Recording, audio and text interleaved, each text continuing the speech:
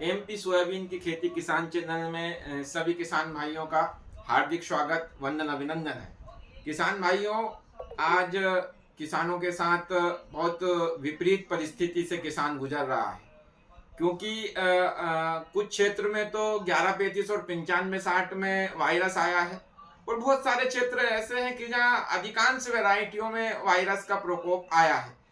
तो किसान भाई ने लगभग अपनी पूरी तैयारी करी, पूरी मेहनत करी, जितना खर्च किसान भाई कर सकता था टोटल खर्च करा और दो दो तीन तीन बार फंगीसाइड, तीन तीन चार चार बार इल्ली मार दवाई, सब जो कुछ कर सकता था, खाद, दवाई, फंगीसाइड, सब खर्चे करे और अंत में आकर वायरस पूरी फसल को चपेट ले गया।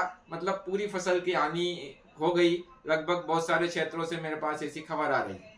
किसान भाइयों, बीमा नीति में भी वार्षिक बहुत व्यापक बदलाव हुए हैं और सैटेलाइट के माध्यम से सर्वे हो रहे हैं।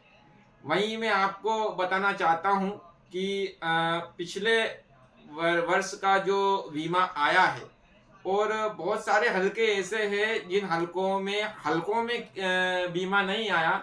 जिन किसानों ने पर्सनल बीमा कंपनी की वेबसाइट पे अपनी शिकायत दर्ज कराई थी, उन किसानों ने मतलब उन किसानों का बीमा आया है और पूरे हलके का बीमा नहीं आया। इसलिए मेरा सभी किसान भाइयों से निवेदन है कि जिन जिन किसान भाइयों की सोयाबीन में वायरस का प्रकोप आया है, वो बीमा कंपनी की टोल फ्री नंबर पर शिकायत दर्ज अवश्य करवाए। शिकायत दर्ज करवाने के लिए आपको आपकी जमीन का खसरा नंबर, किस बैंक से आपका केसीसी है, उस बैंक का नाम और आपके अकाउंट का नंबर और इसके साथ में आपका बीमा कौन सी तारीख में कटा है वो तारीख, ये सारी चीजें आपसे बीमा कंपनी के टोल फ्री नंबर पे आप फोन लगाओगे तो वहां से कंपनी वाला पूछेगा। उसके बाद आपकी आपत्ति दर्ज करेगा।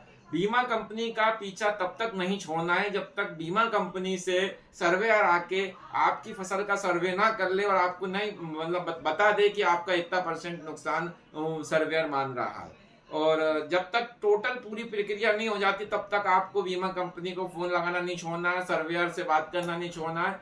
आपने पर्सनल आपकी फसल का सर्वे करवा दिया, उसका नुकसान बता दिया, तो आप निश्चित मानिए कि वो बीमा कभी भी आएगा, जब भी आएगा, लेकिन आपका बीमा अवश्य आएगा, चाहे आपका पूरा हल्का छूट जाए। हमारे सीहोर जिले के शामपुर तहसील के मगरखेड़ा हल्के में एक भी किसान का मतलब वो हल्के वाइज बीमा नहीं आया।